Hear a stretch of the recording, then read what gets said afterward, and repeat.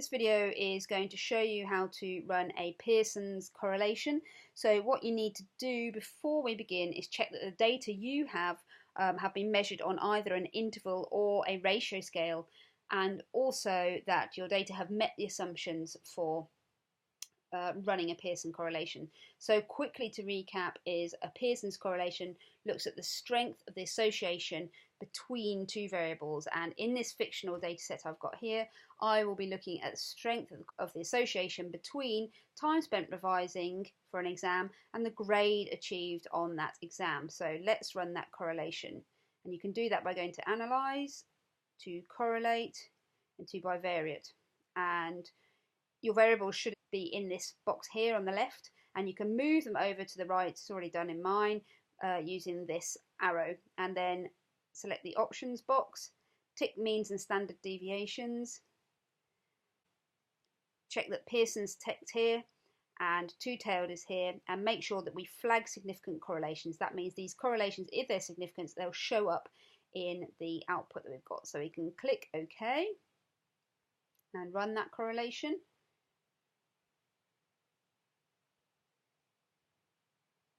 And here are our results. So the first thing to check is this box in the descriptive statistics to check that the means and standard deviations make sense for the scales that you're using, and they do. And the second thing that we want to check here is the Pearson's R correlation coefficient. So we're looking at the strength of the correlation between the time spent revising and the grade achieved on that exam.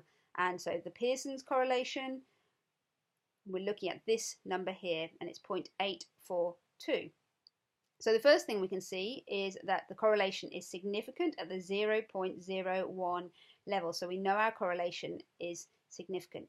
Then we want to see, is our correlation a positive correlation or is it a negative? And because this is a positive number, you can see that there's a positive correlation between the time spent revising and the grade achieved on that exam, which means the more time that was spent revising, the higher the grade on the exam. And the closer this number is to 1, the stronger the correlation. So this shows that we have a strong positive correlation between the time spent revising and the grade achieved on that exam.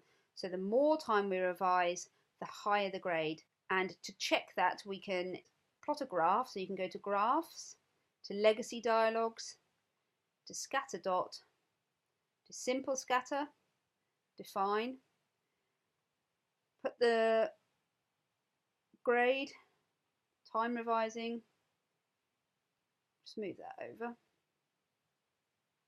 select OK, and we should get a scatter plot. And here it is, and it indeed does show us that as we spend more time revising, our grade on the exam increases.